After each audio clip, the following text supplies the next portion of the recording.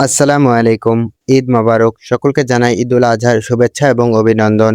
আজকে আমরা সারাদিন কি কাজ করি আজকের এই ভিডিওতে আপনাদের সামনে দেখানোর চেষ্টা করব। অবশ্যই সম্পূর্ণ ভিডিওটি দেখুন। ঈদের দিন সকালবেলা ঘুম থেকে উঠে আমরা প্রথমে গরুকে গোসল করাচ্ছি। আজকে আমরা যে গরুটি কোরবানি করব বা যে গরুটি আমাদের পক্ষ থেকে কোরবানি করা হবে সেই গরুটি আমরা প্রথমে গরুকে গোসল করিয়ে নিলাম। গরুকে গোসল করানো হয়ে গেলেও আমরা ঈদের নামাজ পড়ার উদ্দেশ্যে ঈদগাহ ময়দানে রওনা দিয়েছি। আমাদের এখান থেকে আমাদের ঈদগাহ ময়দানটি ১ থেকে ১.৫ কিলো দূরে। এখানে আমরা ৪ থেকে ৫টি গ্রামের মানুষ একসাথে ঈদের নামাজ আদায় করে থাকি। এখানে অনেকগুলো মানুষ একসাথে ঈদের নামাজ আদায় করার মধ্যে একটি মজা রয়েছে। যারা একটু বড় ঈদগাহ ময়দানে নামাজ আদায় করেন তারাই জানেন কি রকম মজা পাওয়া যায় একটু বড় ময়দানে বা সবাই মিলে ঈদের নামাজ আদায় করতে কি রকম মজা লাগে। আমাদের ঈদগাহ ময়দানটির নাম হচ্ছে নীলতাপাড়া বিনোরঞ্জন ঈদগাহ ময়দান।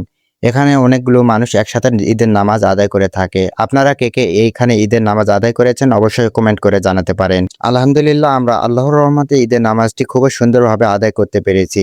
ঈদের নামাজ পড়ে বাড়িতে আসার সময় একটু বৃষ্টি হয়েছিল। হালকা একটু বৃষ্টি হওয়ার কারণে আমরা একটু ভিজে গিয়েছি। তবুও আল্লাহর কাছে হাজার শুকরিয়া যে আমরা ঈদের নামাজটি সুন্দরভাবে আদায় করতে পেরেছি। আলহামদুলিল্লাহ। ঈদের নামাজ পড়ে আসার পর আমরা গরুটি কুরবানি করার জন্য যেখানে আমাদের গরু কুরবানি করা হয় সেই জায়গায় নিয়ে এসেছি। এখানে হুজুরের আসতে একটু দেরি হচ্ছে এই জন্য আমরা অনেকক্ষণ ধরে এখানে বসেছিলাম। হুজুর আসার পর আমাদের গরুটি জবাহ করে দিয়েছে। গরু জবাহ করার পর আমরা বাকি কাজগুলো করেছিলাম।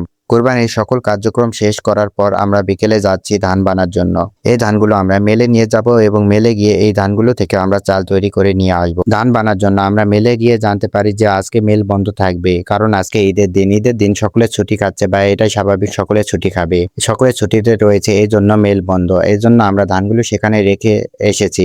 আমরা আগামীকালকে গিয়ে এই ধানগুলো থেকে চাল তৈরি করে নিয়ে আসব। তো আজকে ভিডিওটি বেশি বড় করব না। আল্লাহ যেন আমাদের সকলের কুরবানি কবুল করে নেন, আমিন। আমাদের ঈদ আলহামদুলিল্লাহ অনেক ভালো কেটেছে। আপনাদের ঈদ কেমন কাটলো অবশ্যই কমেন্ট করে জানাতে পারেন। আজকে ভিডিওটি বেশি বড় করব না। ভিডিওটি আজকের এই পর্যন্তই। আপনারা যারা ইউটিউব থেকে দেখছেন অবশ্যই চ্যানেলটি সাবস্ক্রাইব করবেন, আর যারা ফেসবুক থেকে দেখছেন অবশ্যই ফলো করবেন। লাইক করতে ভুলবেন না, অবশ্যই কমেন্ট করবেন। আল্লাহ হাফেজ।